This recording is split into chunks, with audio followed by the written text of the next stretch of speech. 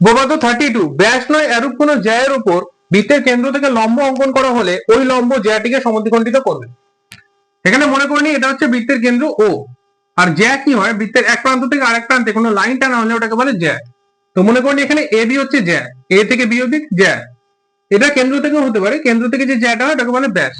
তো এখানে প্রশ্ন বলছে যদি আমি এটাকে এখান থেকে একটা লম্ব আঁকি, এখান থেকে লম্ব মানে একটা স্ট্রেট লাইন, যদি একটা স্ট্রেট লাইন আমি এর উপর আঁকি এইভাবে, লম্ব যেটা হয় সেটা 90 ডিগ্রি তৈরি করে এখানে কেন্দ্রে।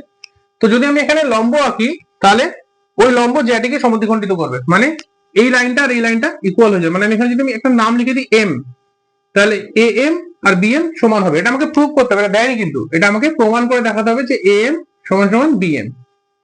তো এবার আমি কি করব, এখান থেকে আমি ও আর এটা জয়েন করে নেবো, ও এ জয়েন করে নেবো আর ও বি জয়েন করে নেবো।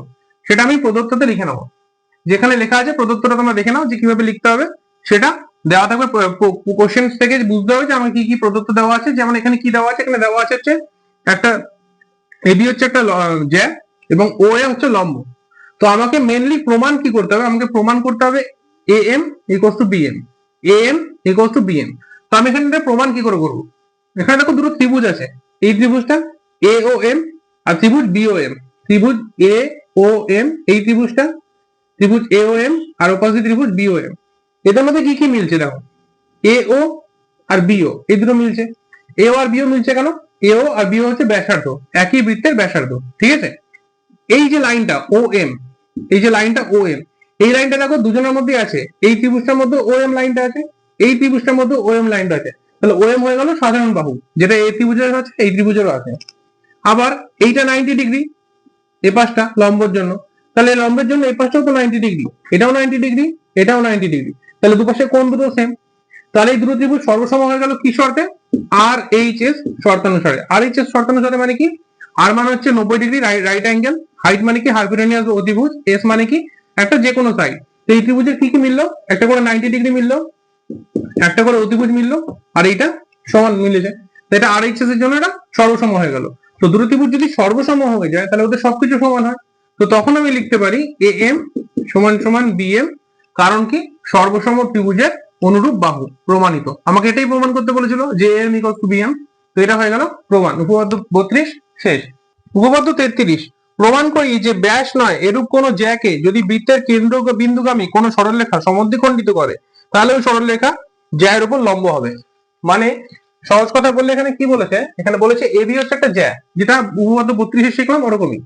আর এখান থেকে একটা লাইন গেছে, এই লাইনটার নাম দিয়ে দিই আগের বারের মতো, এই নাম দিয়ে দিই এম, ও এম। তাহলে এই যে ও এম লাইনটা যদি একে আর একে বাইসেক্ট করে, বলে দিয়েছে যে এবার এ এম আর বি এম সমান, কোশ্চেনে বলে দিয়েছে। প্রমাণ করতে বলেছে যে ও এম এ বির উপর লম্ব, মানে ও এম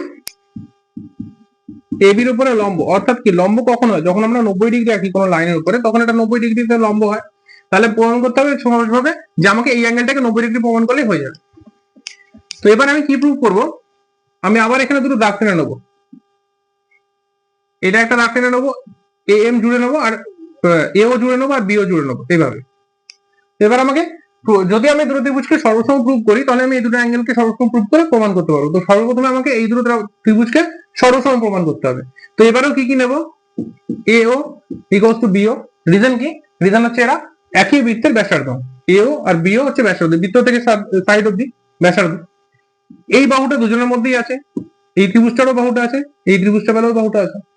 আর এইটা বলে দিয়েছিল যে সমান, প্রশ্নই বলে দিয়েছিল যে এই লাইনটা আর এই লাইনটা সমান। তাহলে এই দুটো ত্রিভুজ সর্বসম হয়ে গেল এস এস এর শর্তানুসারে।